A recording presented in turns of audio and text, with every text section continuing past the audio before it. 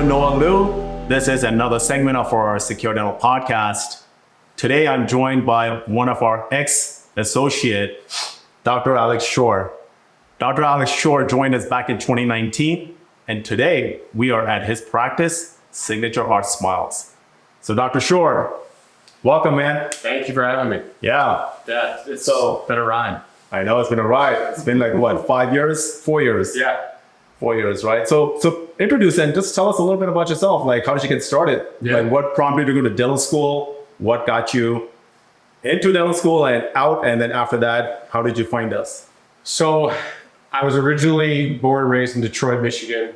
I went to undergraduate at Michigan State University, and I had really no intentions of leaving ever. As a kid, I wasn't really like super thrilled about my smile. I had kind of like crowding over my, classic orthodontic problems, self-esteem issues. And I really had great providers growing up. My pediatric dentist was awesome. My orthodontist was awesome. My general dentist was awesome. So dentistry was never a scary thing to me. But when I saw kind of like how it changed me, Okay.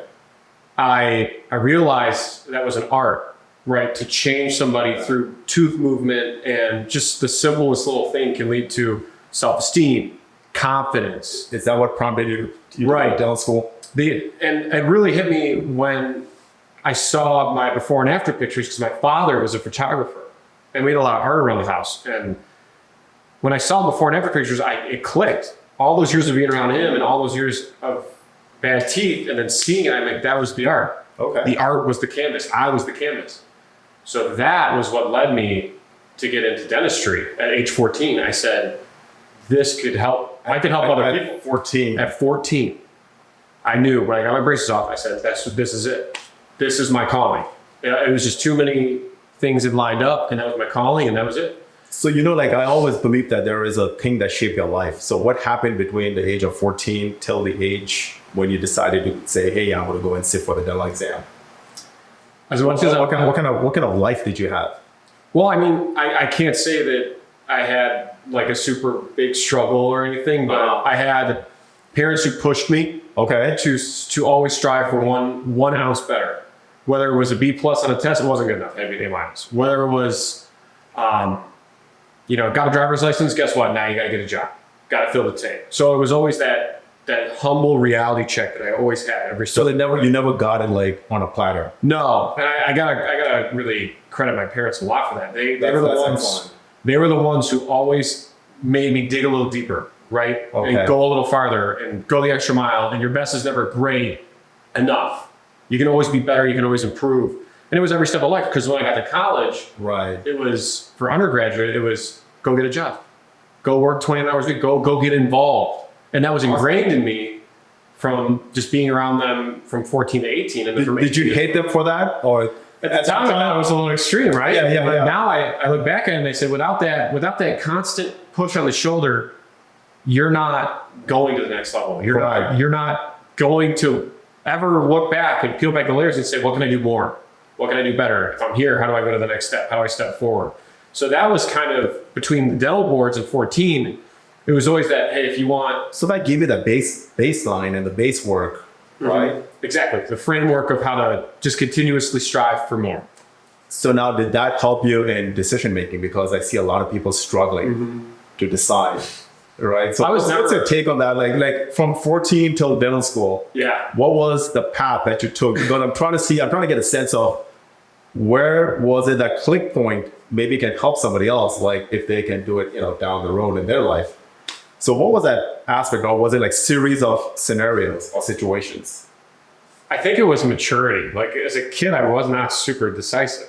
But Okay. As fair. As like kind of life happened, and those constant pushes on the shoulder, and go do this, be better, and just social experiences. I think a lot of it was like the friends I picked, the people I surrounded myself with.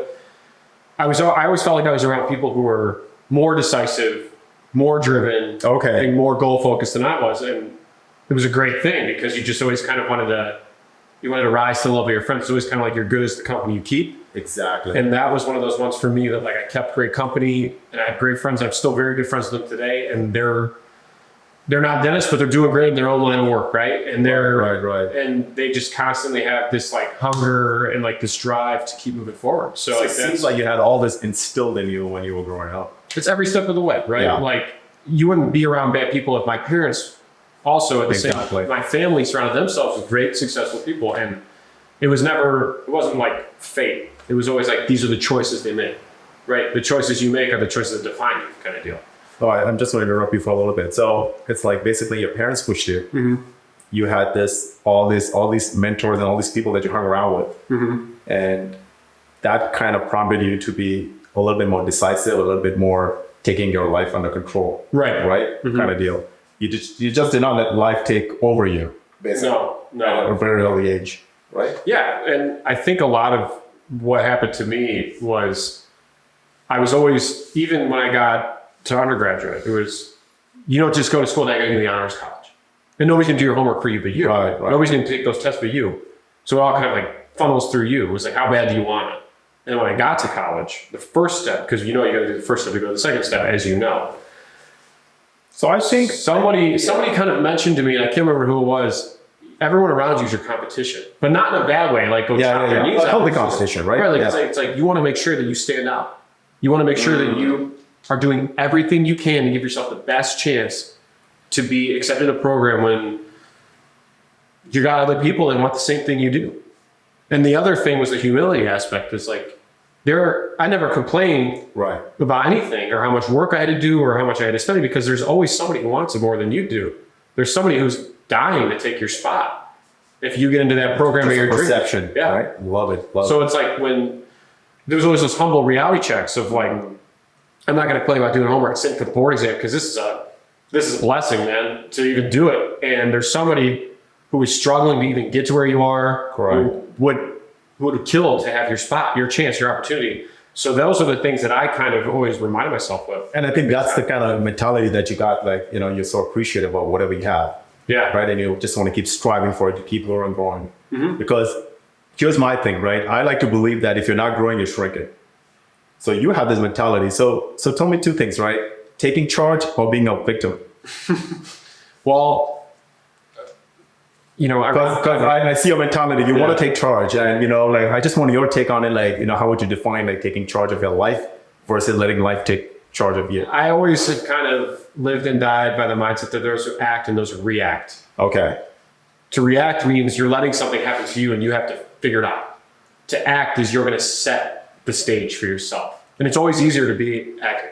Right. It's always easier to charge, as opposed to rebuild. Mm-hmm, mm-hmm. And I kind of bring that into everything I've ever done, right? Whether it was a sport I played or a fraternity I joined or a leadership role I took. So you always had this competitive, mindset, right? Yeah, and it was you just want to be the best version of yourself. You don't. You want to give it your all and leave nothing on the table and say, I wish I would have done this differently, or I wish I wouldn't have waited or pondered, or it was an opportunity I missed because I was complacent. And those are the things that, like, in today, you just remind yourself, it's like you have to continue to be the charge. Exactly. Not let it take charge of you. Exactly. Because if not you, then who else? Exactly. Right. I would always tell you that when I work for you. If not me, then who? Exactly. It's like, you got to do it, or else it's going to go somewhere else. So let's fast forward. You're in dental school. Yes. So now you got in. Like, how hard was it for you to get in the first place? Well, I was not a stellar student. I was very involved socially in undergraduate. I never ever wanted to make school priority 1, 2, 3, 4, and 5. Right. I wanted, like most people do, balance. You want to balance your life and your social life and all that stuff. But, school is my job. And my parents reminded me, school is your job. Mm-hmm. This is your full-time job. And if your full-time job is done, then you can go do whatever you want. And I took that seriously. Okay. And I did school well. I was, a stellar student, but not a stellar test taker. So the DET for me was a challenge. My scores were very average, straight middle of the bell curve. Yeah. Right. And that doesn't stand on paper. So I was lucky enough to do one round of applications, get into the school, the number one school I wanted to go to, which was Michigan. Right. And, but it was a struggle. Apply to 15 schools, get interviews at 4. Okay. Which means your odds are getting into 2, maybe. And ironically enough, I I told myself, you get this interview, they already know that you're qualified. Now you got to blow them away. Now you have to interview. And this is what's going to separate you as a person. Jump off the paper. My story. I got an hour to knock somebody dead. Did you get in the first round? I did. Oh, nice. Okay. But it was not December 1 like everyone's fairy tale. December 1, you wake up, you get the call. Yeah. But you got in. I interviewed at 2 of my 4 schools before December 1. I was waitlisted from both. Oh, wow. So here I was on December 2nd saying, I didn't get in. I don't have any more interviews. Start a gap year. I was already starting to fill out the paperwork, the master's program. I was already starting to figure out, draw my life as no is never the final answer in life. Don't let a bad event define you. Kind of move forward and try your best to get into the next cycle. All in the mindset. Right. But these are the things that are you're preparing. I wasn't preparing to get in because, you're reading all these dental forms, the student doctor network, and people get in, and the class is full. And we all knew the opportunity of a post-December thing, but the way that make it sound is it's very limited and very thin, and you can't bank on that. So I wasn't going to. And I fast forward to actually the day before Christmas Eve. I was doing a part-time job delivering flowers just to make some money on the break, right? Because I was you were working as well before dental school. Yeah. On my breaks, I would come home, and instead of taking a month off school, I'd just go pick up a part-time job for a month. So I was doing flower delivery. So let's go back in time again a little bit. Yeah. How many different kind of jobs did you do before dental school? I worked at 4 different restaurants. I worked from busboy to line chef. Because that's important. This sets the tone of your work ethics. This sets the tone of, workability and grinding it out. I did delivery driving on my breaks, like I just kind of been mentioned. Right. I did collegiate baseball umpiring and high school baseball umpiring on the weekends. So my weekend job was working full tournaments. And then my day job was I would, during the summers, I would work. I was a store manager for a coffee shop, and I was in the restaurant industry before that, just working my way up the ranks. So I had probably 8 or 9 jobs and a few odd jobs, even part-time ones that don't make it on the resume. Yeah. For years. I mean, probably from the time I was 15 to 22. So 8 or 9 jobs. Yeah. Okay. So that was kind of just part of growing up. My parents were never going to give you $20 to put your gas tank. You had to earn $20 to put your gas tank. They weren't going to give you going out money with your friends to go to the movie theater to earn it. Kind of teach you the value of what work takes. So you really valued dental school by the time you got in? By the time I got there, I realized when I was looking around, a lot of these people just never worked. They never had then we can get into that later, but they never really had someone tell them no before. Right. Go to that job where their manager... disappointment. Yeah, where their manager is just rude and they're working in a restaurant for $8 an hour. Yeah. And you worked 8 hours and you're covered in, grease or somebody's food residue. Right. And you got paid $90. It was the hardest to earn $90 a year week, right? So it's But you understood the value of money. I understood, and I told myself in dental school, there's always something worse out there. I just went through it. Right. What if you worked in the restaurants for the rest of your life? What if you didn't get the great chance to be a doctor? Right. Right? And you got to figure it out. It just puts perspective in you. And I'm not saying there's anything wrong with those jobs. I'm just saying those jobs are hard work, and we take those every day. You go to the restaurant, you don't realize these people are on their feet all day. These people have been busting it, and they're not making zillions of dollars here. They're making the wage they're making. I feel like it just brings humility in a lot of people's character. Once when you do these kind of jobs, you realize what's going on. Yeah, exactly. Yeah. Oh yeah. And that was the thing that drove me was kind of I had a tough day at dental school, for example. I was I was cleaning puke off floors a few years ago. This is nothing. This is a great day. I put on scrubs. I got to help somebody. It's all perception. Yeah. So that was those driving things that kind of reality checked me. Which is why I always feel like if you've not done an odd job or any other job before dental school or before medical school, it's always a tough battle. Oh yeah. But it's not impossible. It's just more. It's a mindset. It's mindset. It's a mindset switch, right? Yeah. So now you're in dental school, you got out, you're graduating, right? So now it was the post-December thing. And I was planning that year off, right? And then on this, during one of my odd jobs. So you thought you were not going to get it? I wasn't banking on it. Based on everything I've been told, it was just, that first wave and first round application, they're filling 60 to 70% of the seats. Wow. Right? And I wasn't thinking if I'm average, I'm not in the test. I'm not going to be part of the 30. Right. And, I only had one in-state school left that I didn't hear from.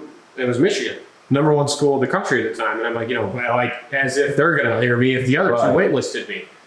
And I'm driving on a route at one of my odd jobs, and it's December 23rd. This is the last drop off before Christmas Eve and it's holidays. And I get a call from the University of Michigan admissions department saying, we want you to interview.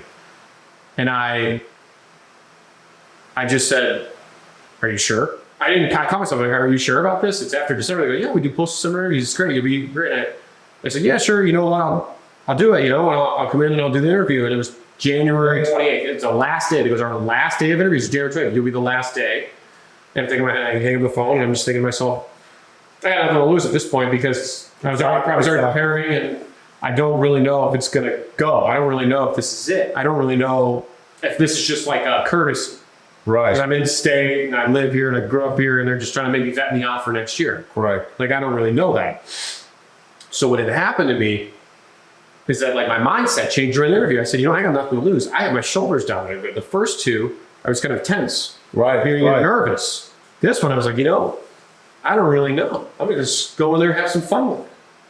And I went in, and they did this interview style called multiple mini interviews. So they're not asking questions about you. They're asking you like topics. Right. One of the topics I remember was something about, do you think it's right that tobacco companies use gummy bear flavor to target their nicotine towards the younger crowd? And I don't remember how I answered. Right.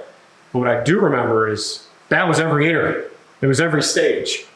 And I got in the car, and it was the same routine. My father would always come with me to interviews. It was Wisconsin, we go together. If we were in Detroit, we go together. We do the pickup and drop off, and we would just debrief, go get dinner. He picked me up from this one in Ann Arbor, and he said, how'd it go? And I went, I'm going to be honest with you, I have no idea. They didn't talk about me. I didn't talk about me. It was more like an IQ test, like a personality test. Right. And I said, I'm not sure if that's going to work in my favor or not, but I was talking and I was hanging out. And I got a call 4 days later that I got in. And, like the parameters in my brain were like, it's hard to wrap my mind around. Like, you got in to your top choice after December and one of the most prestigious programs in the country. And here I was counting my chickens saying, I got to go another year. I got to take a master's program. I got to do all this stuff. It was really like humbling in a way that you were kind of like, here I was already counting myself out, like of the whole cycle, ready to do the next cycle. I wasn't going to quit. I was ready to do next cycle, and then this happens, and it made me realize it's not done till it's done. Nothing is over till it's over, and you never know the chance that's waiting behind another door, and a random day delivering flowers to turn into the opportunity of a lifetime. So it's just one of those weird doors opened up. This is what we always keep saying. Always show up. Yeah. You always got to show up, regardless whatever the consequences or whatever the outcome, right? You always got to show up. One thing I liked about what you just said, the interview process, right? What I feel like it's because you were relaxed, you really didn't care about the outcome. Yeah. So your answers must have been like very relaxed state. And secondly, whatever your past job was, all the odd jobs that you had, that kind of give you that perspective of life, like, how the whole process works. Because that kind of ruled you out from the other candidates who just got everything ready, like about themselves and about the school. Right. It was like a curveball that, if you ask me. Well, it was, and you handled it pretty well because you have experience in life, which a lot of people don't. Right. And I think a lot of what had happened to me at that point was I kind of went in and I just thanked them all for their time. I never done that in another interview, but I just said, I want to thank you for your time today, and I'm just happy you would consider me. That's huge. And I said that for every station. And I wasn't scripting that. I was just, at that point, I was so out on myself. Right. Like a little shook up about being a post-December admit, or even just being there after some people had already gotten in. Like I was second choice, or right. But I didn't let it get to me. I just, I said, hey, I really want to thank you for your consideration and the matter of even being here, that matters. Right? And so that was dental school and the application process in my journey. But, some people get in first round, they get 15 schools to pick from, and life's good. Yeah. So everybody's got a different journey. Everybody's got a different experience, yeah. So your whole dental school journey. Yeah. Pretty easy, pretty tough. And it kind of goes back to what we were saying. I came in there with I came in there with a very relaxed state, but also this chip on your shoulder state. Like, hey man, you weren't the first pick. Yeah. You were like a 5th round draft pick for them. Yeah. So now you got to show them why you should have been number 1. And I brought that in every day. In the sim lab, I'd stay the latest. In clinicals, I'd get there the earliest. Right? My patient was at 9, I'd get there at 8. And then I changed my whole life around this. I was getting only one? I was one of them. But there were other people just like me, and I'm not going to say there weren't. Oh, okay. But then I changed my whole life around this. I said, you're going to take charge now. You're going to be a 5 a.m. riser. I was sleeping until 9 o'clock in undergrad. So now it's, 5 a.m. I get up, work out. I took charge of my life, and I wanted to be up 4 hours before my patients were there. Nice. I'd get there an hour early. I'd look through their charts. I'd look through stuff. And I made sure I was the first one there. And if I had to be the last one to do my lab work, I was staying that night to get it done. I wasn't going to let it go to the weekend or the next day if I could avoid it. Obviously, there are certain things you can't avoid. Right. But a lot of it was just prove yourself now. You got the chance and don't let them down. And I remember what my dad would tell me all the time. He goes, Alex, there were 3,000 applicants, 300 interviews, and 100 spots. Wow. That means by the numbers, there are 2,900 people that want to be sitting where you are. So don't let it happen. And the dad drove me every day to be kind of like, someone wants your spot, don't complain. Someone wants to work harder than you in the same spot you are, so work harder than them. And keep your nose down and be humble. Like, I wasn't sitting there trying to cut my classmates' knees out. Correct. I just focused on myself. So there was never a point where you felt like you were entitled. No, I felt like you always felt like you were working for it every single day. I felt that because I wasn't in the first round, that I had proved myself to the day I graduated. Right. And I wanted to prove myself. Man. That's huge. And I wanted to almost kind of revalidate myself in my head. Right. Like, you did it. You got through. You pushed hard. You gave it everything you got. You did not leave anything on the table. You didn't slack. Right. You didn't. And my patients, it was the same way when we finally got the clinicals. I wanted to show these people that I'm in it for them. Right. Just like the reason why I got it. I'm in it for them. I want to help as best as possible. Anyway, whether it was staying late, preparing their denture in the emergency clinic, didn't matter. It was anything I could do. Give them a call after their appointment. I called every single one of my patients after I did a procedure on them. When they got home, it was 5 o'clock, 8 o'clock at night. On my way home walking, I called the 2 people I saw. Customer service. Yeah. Because the point is that to me was, you can't forget why you got in. You have to remember it. That's what my dentist would have done to me. Correct. So I was, you got to be the reflection of what you want to see in the mirror, right? You just provided extra care. Exactly. So it's people's business, right? So, we definitely have to keep that in mind. Dental school was a prove-it mind. It was a prove-it time for me. It was proven. You got your chance. Now don't let it slip through your fingers. So now graduation. What was going through your mind? What's next? Well, did you ever consider GPR or specialty? I did apply, but I wasn't. GPRs are competitive. Everything's competitive, and this is pre-COVID, where everything was very still by the book is competitiveness. Correct. 2 seats at a program. I didn't take it seriously. I applied maybe 1 or 2 programs to get in, and I figured, hey, you get network, you find a job, somebody will hire you. You went to the best school in the country, someone will hire you. Right. That was what I thought. I thought that the whole time. Someone will hire you. And luckily enough, through one of my mentors at dental school, I met a DSO doctor named Abe Gershanowitz, and he owns 11 offices at the time. I don't know if it's more or less now. He owned 11 offices in the Metro Detroit area. And he was kind enough to interview me. And I say that because when I get to the interview, he goes, I don't interview new graduates. And I went, why is that? He goes, because there's some refinement that needs to be done. Professionally and personally. And that sometimes comes from a first job. Because when you came highly regarded, I'll take the interview. And we just had a nice talk. And we just talked about life, and we talked about goals, drives, ambitions, and he hired me on the spot. He said, but he didn't hire me to be a dentist. He said, I'm going to hire you, and I have to train you to be a provider first for anything. Right. So that kind of shook me in a way where I'm like, it's a little harder to get a job than I think, right? He put me out for 2 days a week. And he owns 11 offices. He could have stayed. He could have done it. Right. But it was just 2 days a week, and I was with him and one of his other doctors, and we were doing communication trainings. He gave me a 40-page package just how to talk to people. We were doing how to make your points clear, how to provide value in a day. If someone comes with a problem, he'd often look at me and say, well, what are you going to do? And I'm like, well, this is, and he goes, no, you didn't answer me. What are you going to do for them now? They're a customer. How will you serve them? And that showed me a lot about myself. But during that time, I was trying to get another job because I'm only working 2 days a week. And I'm like, man, I'm bored. I'm working Monday and Saturday. And I got this whole middle of my week that's open. Wow. And I was getting... That's tough. Right, and I would apply everywhere. I'm thinking in my head, I'm number one. I went to Michigan. That's the best. That's what they're telling you in dental school. This is the best program. You can like this, that, the other thing. And nobody would hire me. I go to a job interview and they say, we want someone more experienced. Go to a job interview, like, you're not there yet. Right. Those were common feedbacks. And I was getting just hammered with that for like 4 months after graduation. Because it's a dense market in Metro Detroit for a Michigan graduate. Correct. And what I'm thinking here is it's more or less like when you're coming out of school, I mean, it's like the reasoning was making you go through communications, through all this hassle and all this stuff is because, new grads, when they come out of school, it's pretty much like, a rough diamond, right? I mean, you got to get refined. I mean, the school puts it in your head that, hey, you were worth all that money, but in actuality, it's not. Exactly. And you think, well, the academia, it almost kind of makes you think there's no one who doesn't want you. Right. In a weird way, it's like you are a dentist and you will serve and people will want you.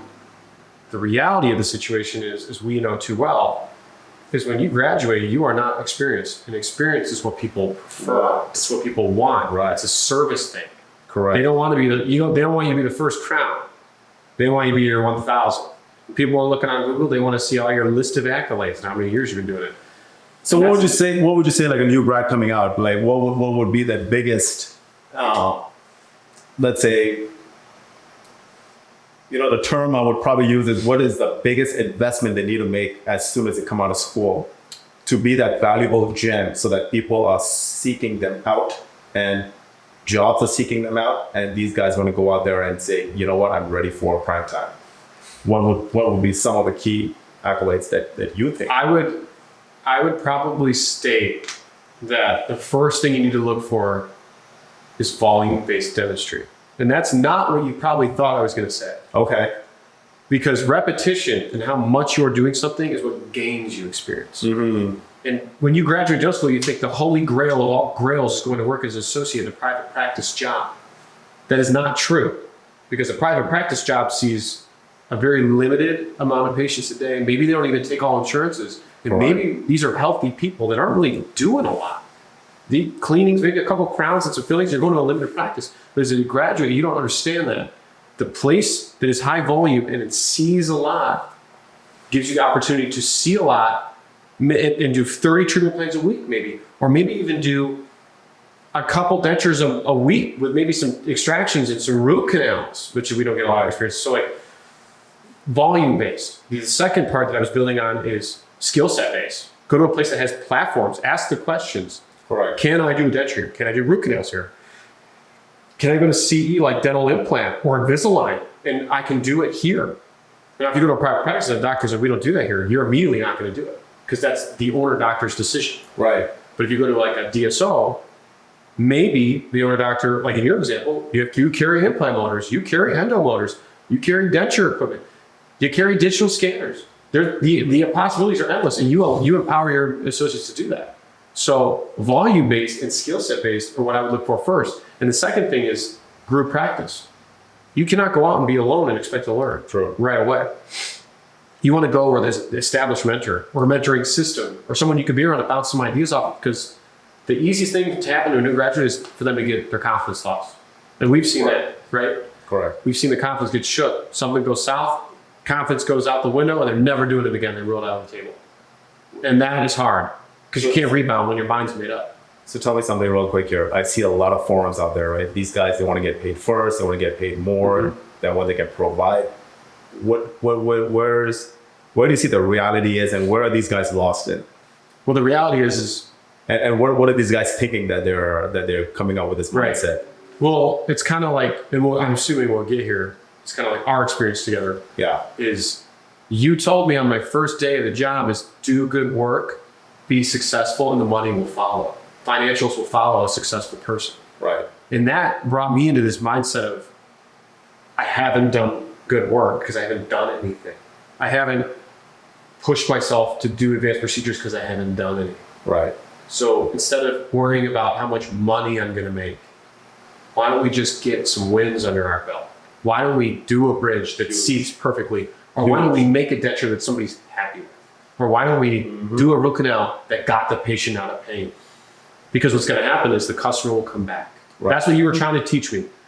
You win the day, and the patient will be yours forever. They're loyal to your loyalty, right? Yeah. And you're not asking I don't in today's world. I don't ask people stick around, go pay $1,000, sit your butt back down, and we'll do it. Right. That's not what it is. It's more like, let me get you out of pain, let me take care of you, and then they will gladly go pay at the register after. You have to Always have that take care of the faith. patient, right? So the financial aspect of this whole thing should be second to your performance. Right. Because performance and success will make you financially successful one day. You chase financial, you're never getting it right. Right. You start counting all your money and counting all the balance sheets and looking through everything, and you're realizing it's not there because you're missing the first part. Be the change. Be successful. Do good for your people. You hit all three of those things, people will line up around the corner. My biggest thing is you got to make sure you be of service to somebody. Exactly. And help them first. Mm-hmm. And that's how you get paid.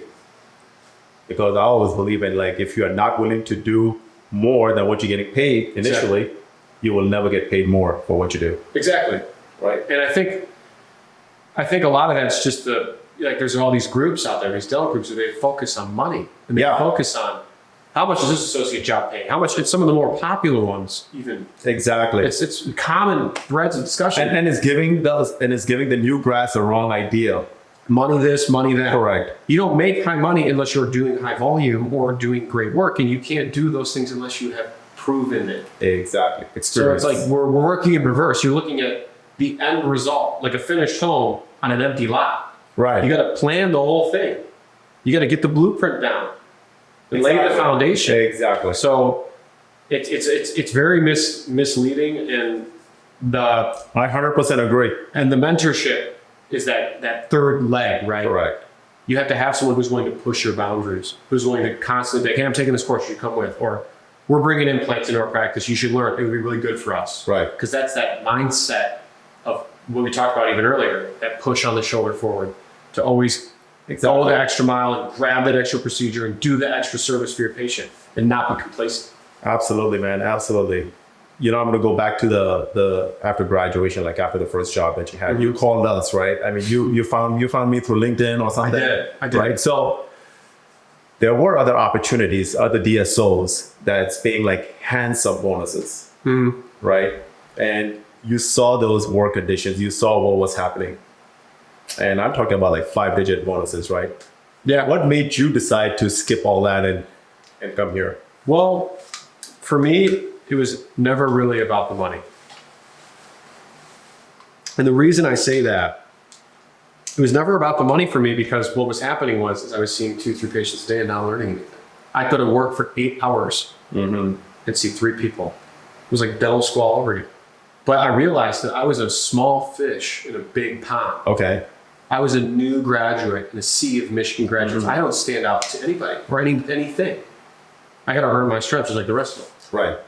So I had a paradigm shift in my brain. I was fed up at work one day. I'm like, I saw one patient at 9 a.m. and my shift was 9 a.m. to 7 p.m. One patient did 3 hygiene checks for almost 12 hours, right?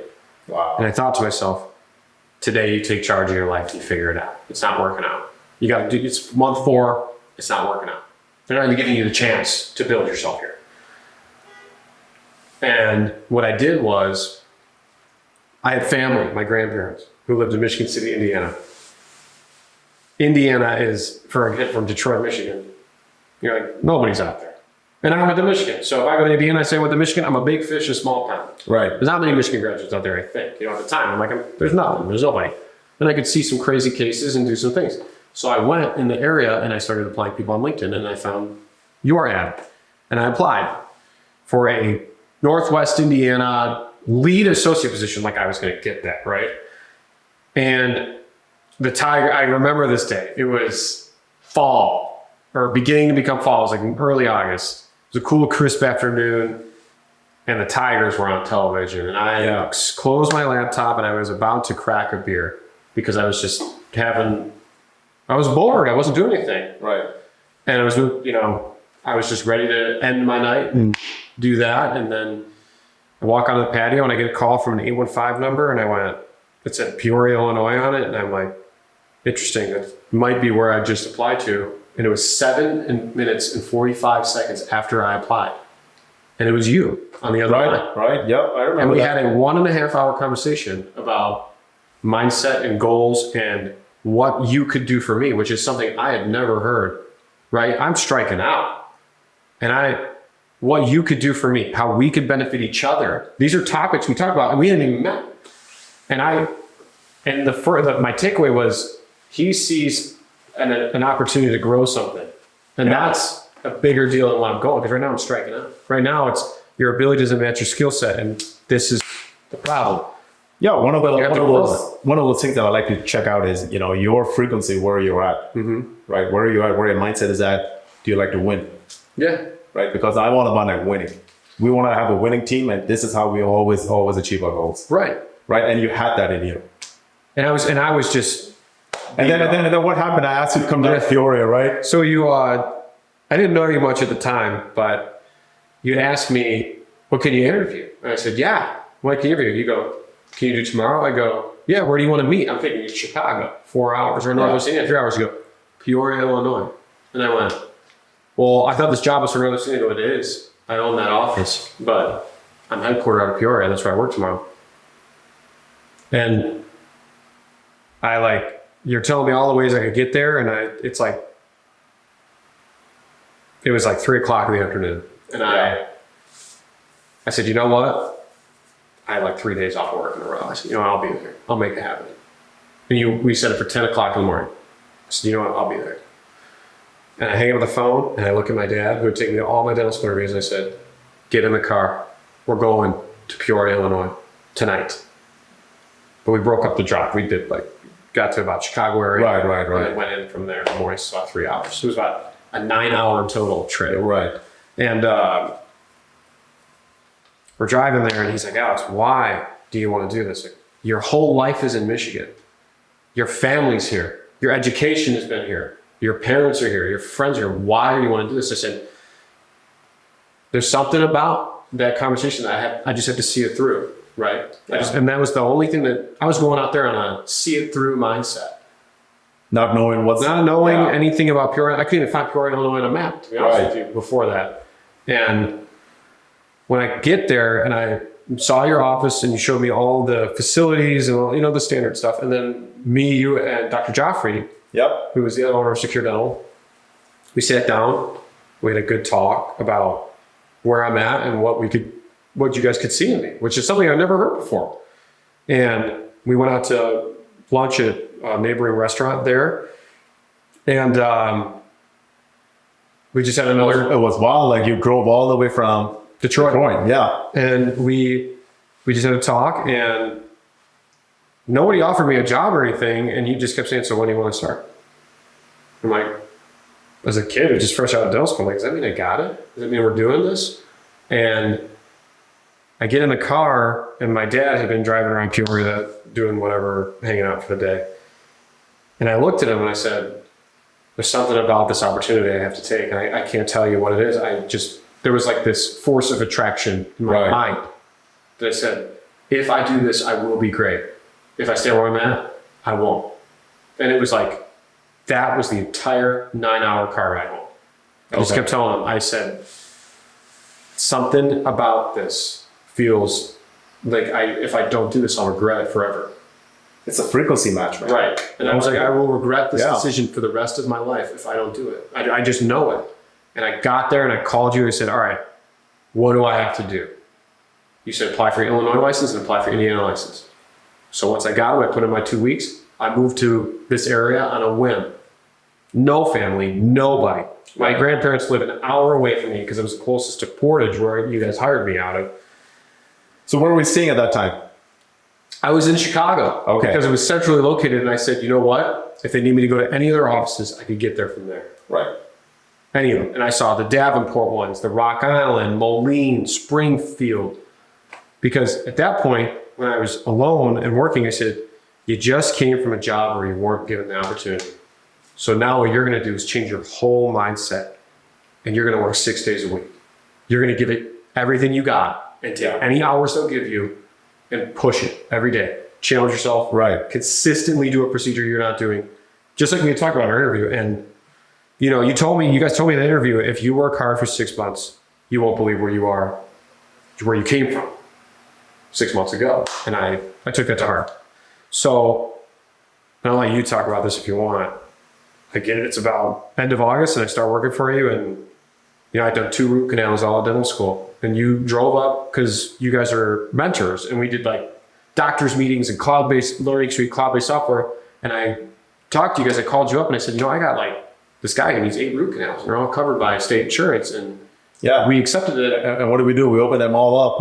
Dr. Liu drove down, you did, and you said, I'll be there tomorrow. Just make sure he's numb. So I numbed him up and you got there and we opened every single tooth up and did all 8 root canals, and you showed me the workflow and how you could be overthinking steps and underthinking steps, and how you can be more efficient and streamlined. And that was that one day, and I'll never forget it, that I realized I made the right choice. I made the right choice. I put all my eggs in this basket. And I watched myself push 8 root canals out on one guy in 2 hours and 10 minutes. Tell about that story when you were working in the Davenport, the Rock Island office. Right. So, and that was the other thing too, is it was a newer office than Northwest Indiana you hired me into. And you said that you wanted me to kind of like experience growing a practice. It was the closest thing I could get to opening my own. Be in there and growing, see what happens. And that was unique, but I called you and Dr. Joffrey and I said, I'd really like some more hours. Yeah. And you said, well, this is going to be a stretch, but we need some help for about 4 months in Rock Island. It's a busy office. We don't have a doctor. Would you do 2 days a week there? And I said, you know what? Sure. So I would work for you Monday, Tuesday, Wednesday here in the greater Chicago area. Yeah. And on Wednesday night, I had an overnight bags ready to go. I'd leave from work and go straight to the hotel in Rock Island, 3-hour drive, work there Thursday, Friday, drive home Friday. See, the reason I'm spending so much time here is I'm just trying to get a point across that it takes a grind, it takes grit, it takes commitment, it takes discipline, and it takes accountability to self-realization. Exactly. That was the real thing. Is like what I told you is like I had just come from a job where I was like frustrated. And the real frustration with me was I wasn't getting a chance, and the dental school thing was proven. And now it's like I'm not proving anything to anybody. Right. And I've made it, right? So I just wanted the chance to prove myself all over again. And that first job experience propelled me into everything I had done thereafter, and I didn't even realize it. So we did this thing, and I worked for you, seeing 50 patients a day on those Thursday, Fridays, and growing this other side, which was really starting to get traction. Right. And, it was one of those things when you would come up there, because Rock Island was closer to you, and I would tell you, we'd go over my schedule on the Wednesday night before. I'd say, hey, I got this lady, I think she's got a bunch of bombed out teeth, and we need to get them out. And you went, well, they're front teeth, and it's all covered by state aid. Why don't you just try to do some root canals and get her out of pain for a little bit and see if it works? So same thing. I come in, and then you're with me, and we're starting to do time study. We're starting to do you're going to be alone here, but you don't want to take all day. So let's shoot for a target time. Let's test ourselves and monitor how efficient we are, how effective we are, all these things. And we did that with, and then the next patient was an 8 and 9 crown prep. And in dental school, you get 3.5 hours to prep a tooth. Let alone in real life, right? In real life, you just reminded me, someone might be coming here on their lunch break. That's an hour, right? This is pre-COVID. So that's very true. Work 9 to 5, 1 hour lunch. True. And I told you, we were sitting there one day after the patient, and you said, all right, you have your 8 and 9 coming up. How long do you think it's going to take you? I said, I shout out modestly, 45 minutes. And you wrote the number 5 on the sticky note. You said, I want the preps done in that time, both of them. And I got it done in 17 minutes, and I thought I was a champion. And the reality is what you taught me is push the boundary, push yourself, right? Like grab that extra mile. I got to say one thing though. Every single time I challenged you, you lived up to it. Well, it's like your growth curve was like that. But it took the right person to sit there and tell me you have to be better than But you had it anyway. Right? And that's one thing that, we're so proud of, because you took everything to the heart and you got it done, and you made sure that, let's get the results in. Yeah. And it really came from watching you do it. Like I watched you do it. So you weren't just saying this arbitrary number that you wouldn't do yourself. Right. I watched you prep a crown in 10 minutes on a person in your column that day. You said, come here, watch. And you put the timer on, you clicked the timer, and you prepped it up, and you said, all right, take the impression. And it was 9 minutes and 42 seconds. And you said, I would never tell you to do something I don't think is realistic. And then we did it. So it wasn't just like these fake numbers that you're trying to get me to do so you could make more money as an employer. Right. You were truly trying, and I could see it, to show me that this is a realistic route you could run, and it's for your benefit and our benefit. Correct. You'll be a better dentist, and we will help each other. You know, the whole time when we prep our doctors, it's just so that when they have their own office, they're not struggling. Right. They're not struggling patient-wise. They're not struggling financially. They're not struggling with any kind of team members. Even at the end of the day, these guys are just out there killing it. Yeah. You know, that's the mindset that we want you to have, and that's the mindset we go like, hey, you know what? This is not the work ethics for the masses. Yeah. It takes a different cut of the cloth, right? Exactly. And you guys have done such a good job in your offices with, you know, you've got a great management team. You have a front office, back office set, meaning like you have an insurance person, you have accounting teams, you have office managers, you have a staff that reports indirectly and directly to certain people, and you just have a nice structure that really allows for a dentist to go in there and just do your job, rely on your team relies on you, and it's really harmonious. Those are the things that a lot of private practice offices struggle with. The dentist burns out. How often do we hear that? Or the staff is unhappy because some other person is calling the shots. It's not the doctor. It's usually the doctor and the wife is the manager. Right. Which can work. And I'm not saying it can work. I'm just saying the model that you've instilled is the model for true growth and teamwork and delegation.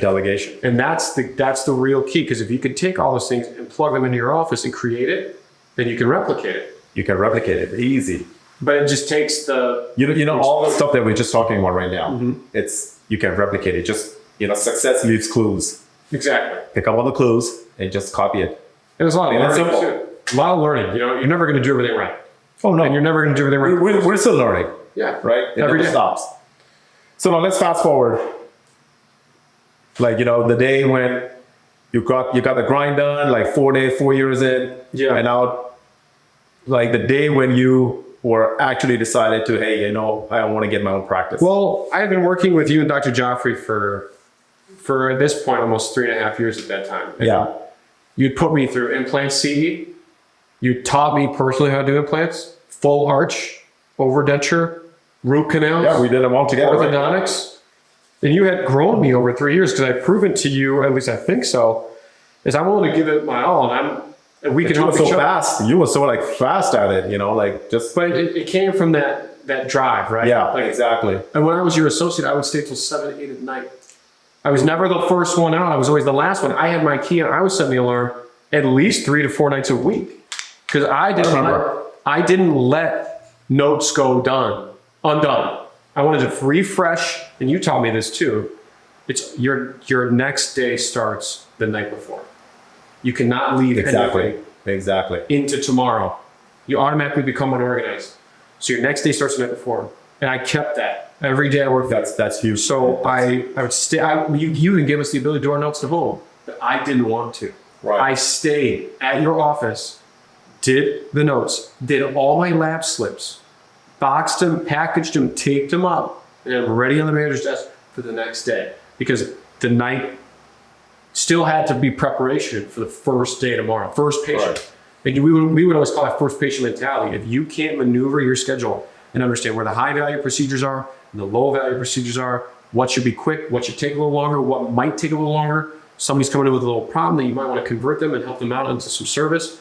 Those are the things that you need to know the night before. You can't sleepwalk through that. And see, this is a secret sauce. Yeah. If a lot of people ask hey, how do you make your dental office successful and more efficientized?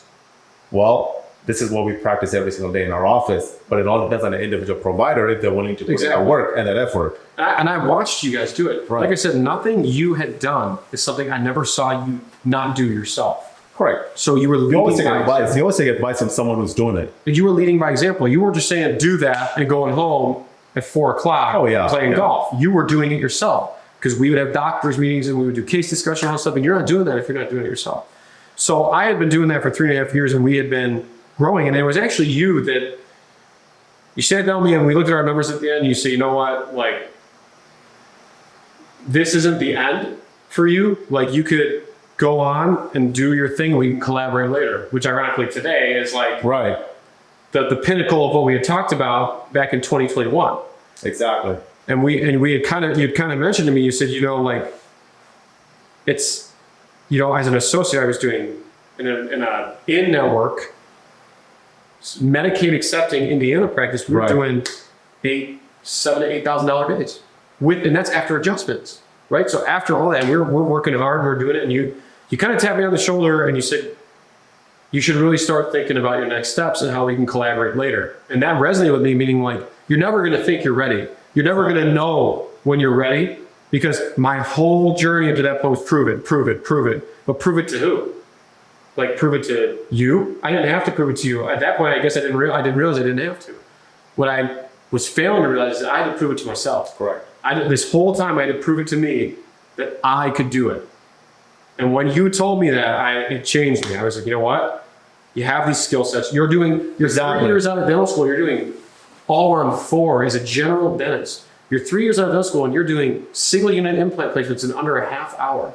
You're 3 years out of dental school and you're doing molar root canals and same-day extractions, same-day service, and converting on the spot, and making it make sense financially, but not because that's what your focus is, because you're just worried about helping people and how to maximize your day. Exactly. So that whole thing. I still remember a time when you did not even want to do any more windows. Yeah, no, and you pushed me. This is tough. That was hard because, you know, like in school, everything is so segmented. If it's not a anterior tooth, it should go away to specialist. But you said the only person that says a specialist is someone who doesn't want to do it or can't do it. But if you're comfortable doing it, there's nothing wrong with that. Just know when your limits are. Right. And you pushed me, and I did my first number 30, and I called you, said, look at the x-ray, I did it. And you go, well, how long did it take you? I said, 2.5 hours. Right. And you went, that's great. But remember, now you have to do it with the time frame. You did it, you got the first one done, now beat it every time. Right. And that was like a big thing too for me, because you could do these procedures, but if it takes you 8 hours to do it, then you're not going to be making as much as if you didn't do it at all. Right. So that's like the kind of thing where it's like, because when you own and operate an office, you can't just think about yourself. Your staff is relying on you to provide. The patients are relying on you to see and be available, and the community is relying on you to be a strong pillar of business in the community. And if you're not successful, then that's waste. You know, all the stuff that we do in our office, everything that we do, time study, patient care, patient management, you know, like speed, efficiency, it's all from a patient's perspective. Yeah, exactly. Because when a patient walks in here, they want to see a confident, committed, and a dedicated doc. Exactly. You know, that's huge. And it's kind of like your model when you guys morph your associates. And like, I say it to everyone to this day, you know, like, I wouldn't be where I am without Secure Dental. I wouldn't, and I still collaborate. I still try to mentor as many doctors as possible. I give them all my phone number. I try to just jump on all of our calls still. Right. And give back because of what it gave to me. And I still to this day realize that some people who took the journey to private practice will remain in one lane.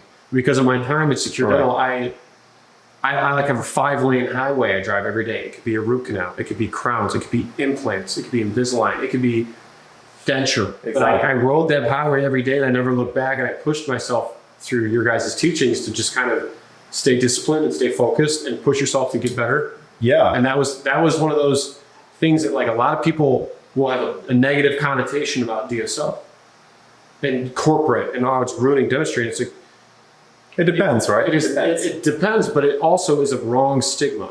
Yeah. Because what I was able to do during those 3 years is help a lot of people. And those people need care. Whether they can afford to go to a fee-for-service office and do the fancy stuff or not. Every patient has a different financial and personal scenario. And someone might be falling on a hard time that day, but could be a billionaire 3 years from now. Exactly. And you don't know. You don't know. So I was grateful for the patients who let me work on them. I tell my patients, I'd always end it with big cases. It was an absolute honor and a privilege to work on you. And they thought I was just insane for even saying that. But in my head, I would always say, you trusted me. On a simple note, it was never about money. You trusted me.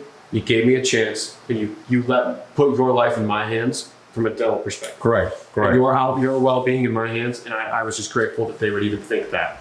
And you know what? See, here's the thing. You got the same. You had terrific work ethics, Right. and a lot of associates do also right now. But you got it once you opened up your own office. You brought the same work value to your patients, to your office, to your team. And it's also worth noting that when I was looking, you actively helped me look. You would say, "Hey, send me some of the pictures, or what's the doctor doing, or what you tell me things like, what should I be looking for? What, when you go to this office, this is what you need to be focused on. You need to have these kind of wits about you when you go to prep by, because you and Dr. Joffrey had multiple offices, so you could definitely be telling right in a heartbeat, this is good or this is bad, or this is what you should look for, or you should look closer to this." And so the buck didn't really stop with you guys when I left, because even today, I still go to your office as an affiliate doctor and do big cases. We still work together, whether it's a full arch of implants or singles or helping a doctor out with veneers. I still am there as an affiliate to help. But you know, one thing I really, really love about you is right after you left, sort of left, because you were still with us for about a Yeah, I worked part-time. right? Yeah. So once you had your own office, the first year, you did exactly what I was advising you to do with marketing. You did not cheap on our marketing. No. You did not cheap on our staff. No. You know, We doubled our staff size. Correct. You even went ahead and got that via. Yeah. They were very helpful. Right, which is one of my, like side business, right? So you follow like everything through, and today, man, I mean, like I was looking at your numbers, you were showing me your numbers. Mm-hmm.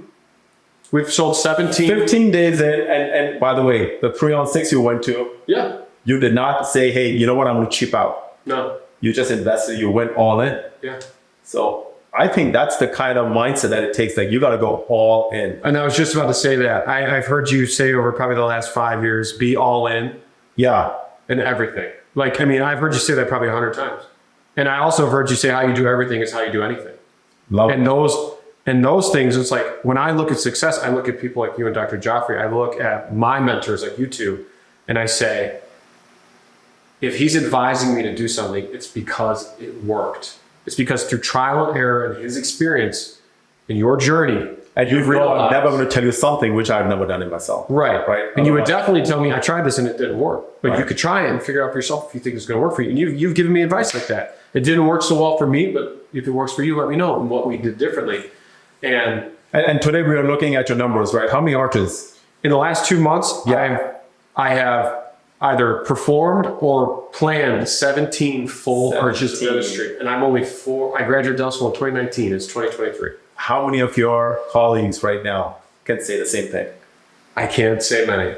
Right. I can't say many. There may be, right? But not the masses. No. Not the masses. And it was a full circle journey, because with you, in 1 year, so I did my trainings, implant formal trainings like you required. Right. You don't just let us go place implants. You required them to go and got a certification of some kind.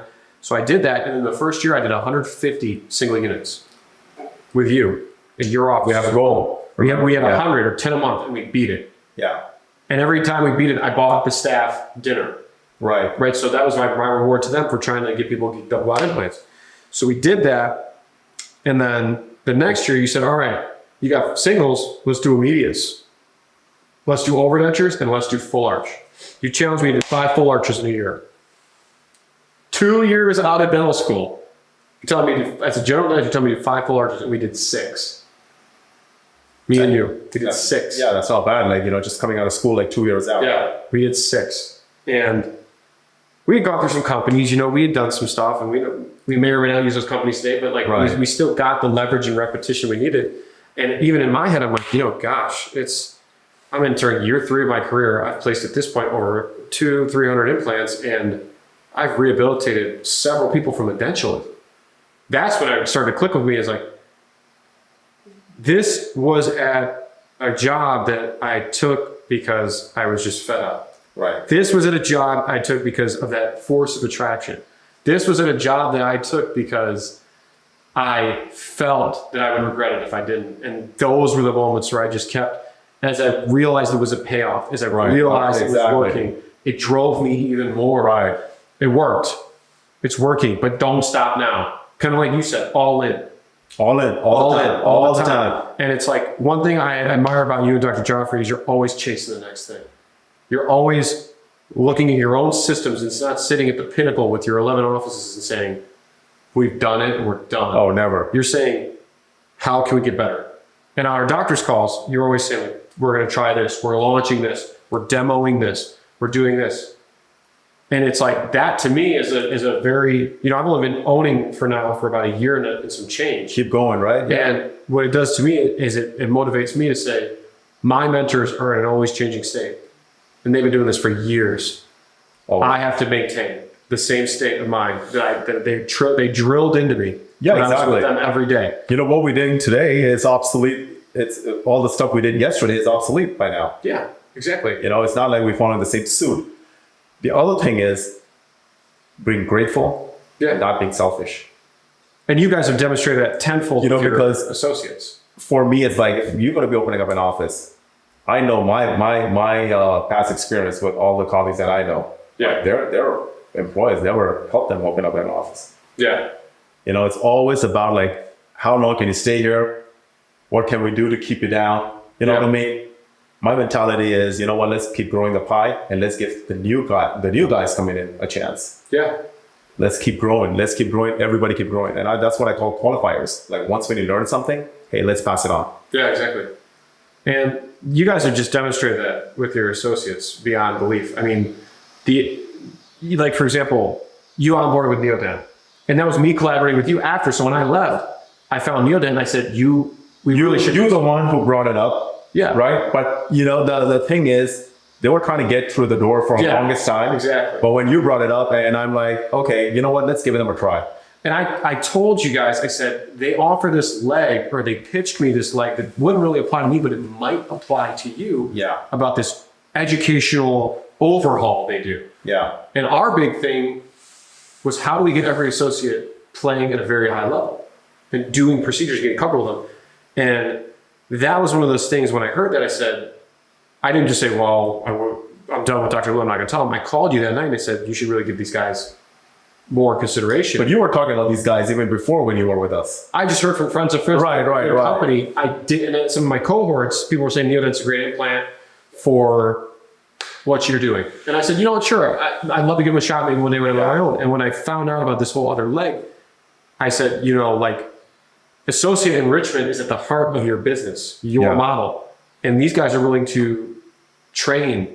Oh yeah, it was a no-brainer. And then I went, you invited me to those trainings, which I was super grateful for. And I was also invited to be a faculty mentor at one of those live patient things. I never thought in a million years I'd be training other people, but to see the educational and watch your associates come from all corners of your offices and learn and do demo surgeries and live patient surgery, all within a short amount of time, and do endo courses and ortho courses. It's like, that was the real pinnacle that I saw. You are willing to give back to your associates. You're willing to invest in them for long or short term. It didn't matter. You didn't ask us, well, how long are you sticking around? I'm not going to put you in that course. You're going to leave tomorrow. You just say, let's do it. Let's grow. Because you have something to gain out of that too. Because what you're doing is bringing in value to the industry. Yeah, you know, it's one of those things where we have this associate pool of associates coming in, right? Mm-hmm. My job is to make them trained, right? They got to be trained. It's better that they get trained and they stay with us than not being trained and staying with us. Right. I mean, we did have a few that, you know, right after training, they left.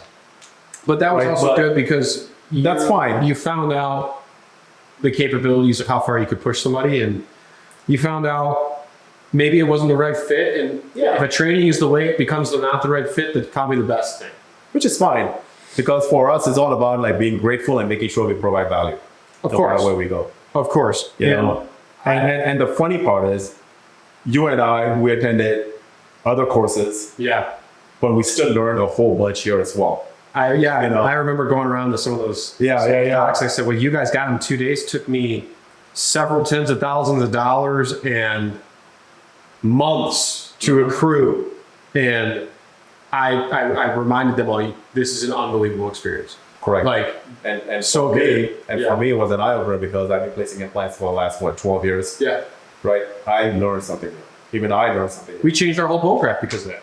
Right. Like we were using a certain type of graft, and this Dr. Bruno Arnaud told us about all those new techniques, and you and I both called our bone graft person. We said, "This is our new product. This is what we're going with." Because when you learn something and you like take that in your skill set, it was unbelievable. So when I got this place, I transitioned with all the things you had already taught me. Okay. But on a smaller scale. I take it over for a practice that was very limited, just general dentistry. And they were referring everything out. Everything, pretty much, baby teeth extractions even. Oh, wow. Okay. So I brought in slowly, like I had to buy the equipment and then train my staff on every procedure I was going to do.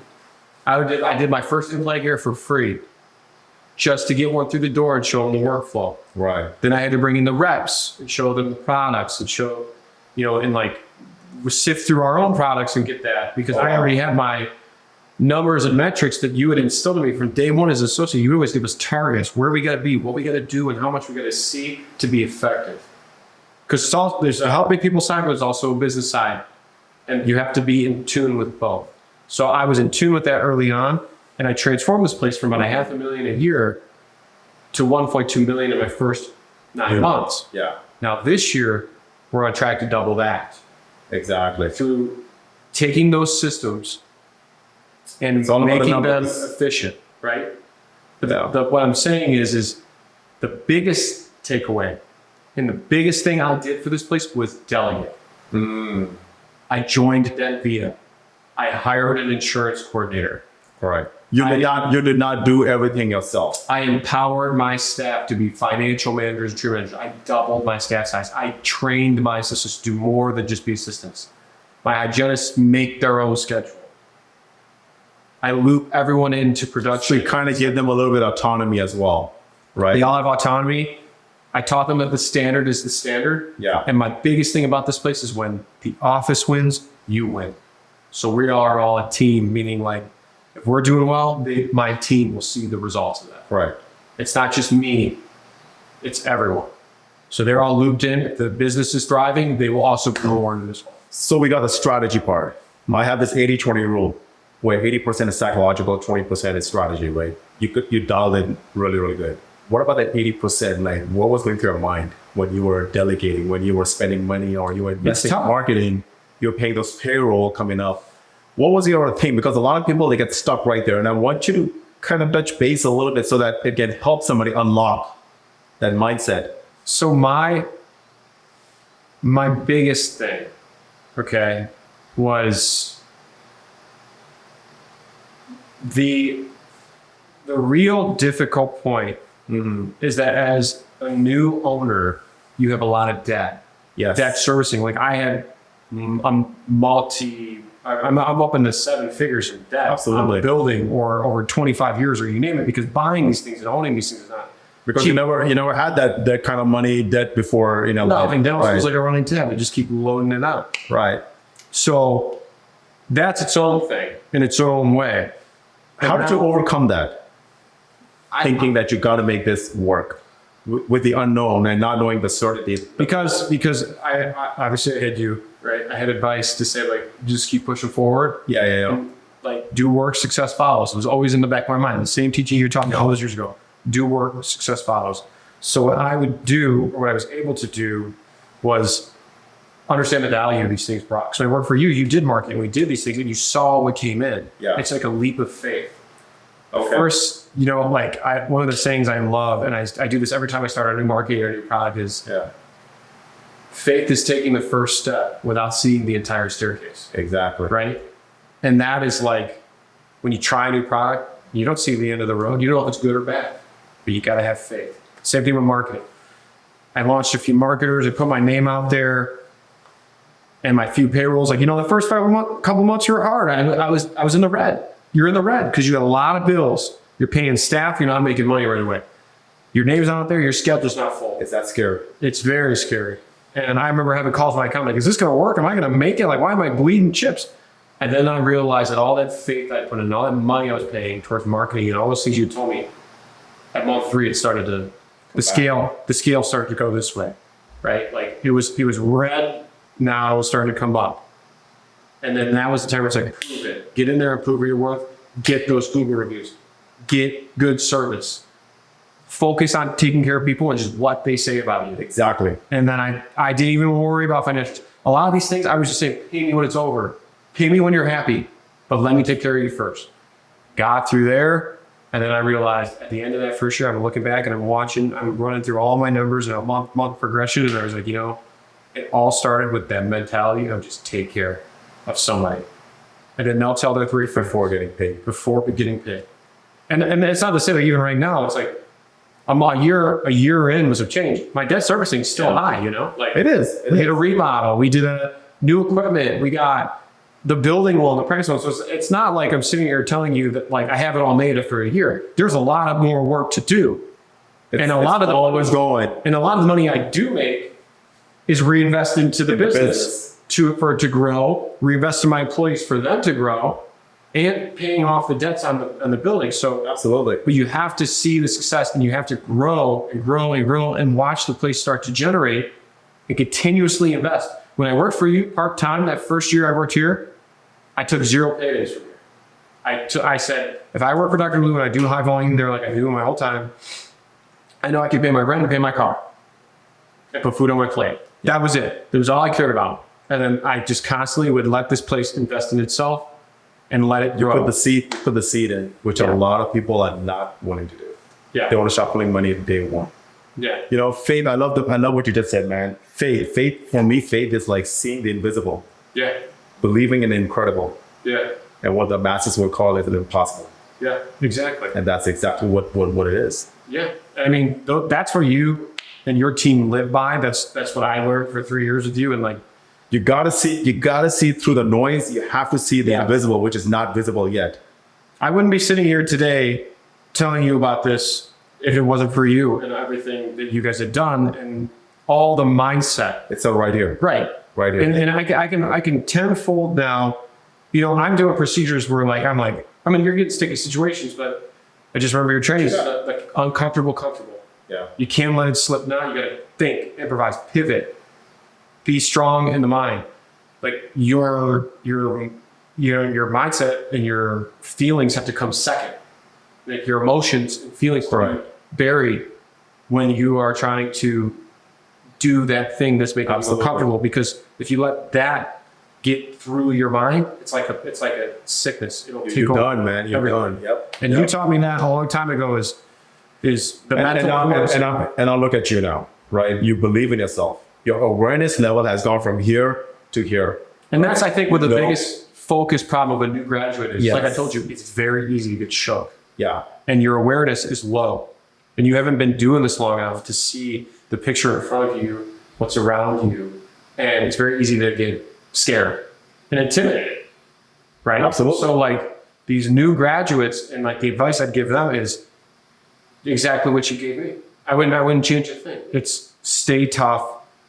Keep your emotions second to your mindset. Your mindset is the sharpest thing in your toolbox. Get comfortable being uncomfortable. You could push yourself all in every day. And I mean, that's what you guys tell all your associates, and it really does resonate. It's a unique position to be in. And I'm a living testament to it, 4 years, 3 years with you, 4 years out of school, and here we are. If you believe in yourself, everything is possible. Yeah. And that's the whole name of the game. It's been a ride, and like I don't really know how else to. So I guess like quantifying what could be out there, because it's like that thing I told you is like I'm on step 2 of the staircase and I can't see the end. Mm-hmm. I just have a lot of faith that like my teachings and my mentorship that you've given me, and you know what? Any step you go with the same mindset and you're willing to put yourself in uncomfortable situations, you will always get to the next level. Yeah. And you've been saying that from day one, right? Yeah. And your story motivated me. The whole getting denied for several dozens of dental schools, the working at Dental Dreams for 5 years, the opening dental practice, going bankrupt, to taking 50% interest loans out just to pay your staff during the financial crisis. Right. I mean, it's never easy. We're looking at now, right? Like 11 You always got to ride the tsunami. And still today, we are still riding the tsunami, right? You never stop. You don't stop. I think a lot of times people will look at you and say, you got it made, right? Like you, Dr. Liu, you got it made. You got it. What do we always say, man? Yeah. Like when you wake up, it's like you're broke. You've told me that from the minute I met you, is you got to wake up like every day's blank. Exactly. You don't have a bank account. You got to make one, right? Like, so You gotta start from scratch. and that to me is like, I look at you and I look at everything you've done, and what people forget to realize, they don't ask you, well, how'd you get there? Did you ever go through a problem? And you have gone through plenty, but people don't ever focus on that because they think this is all given, right? They think this is all Right. supposed to be given.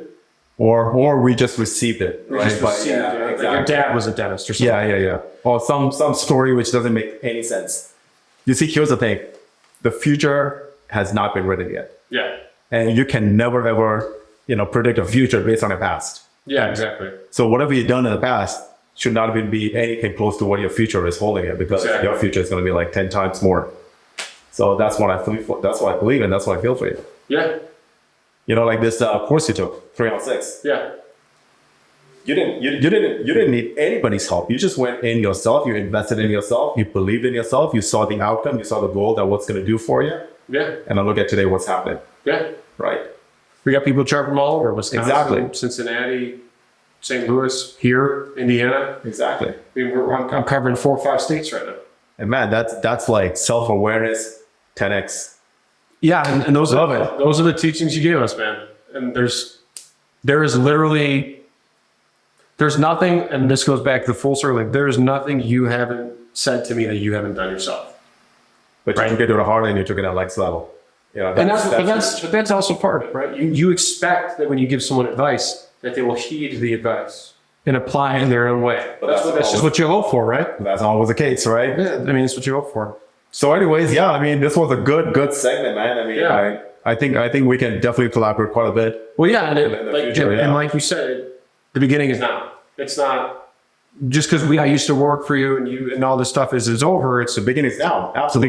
beginning is now. How are we now going to take each other's skill sets, wisdom, mindsets, and move it forward? Because it's so much easier to relate with you right now because of the same frequency, the same mindset, Yeah. and the same vision. It all goes back to that car ride, right? I had my dad, where I said there's something about like this There you go, man.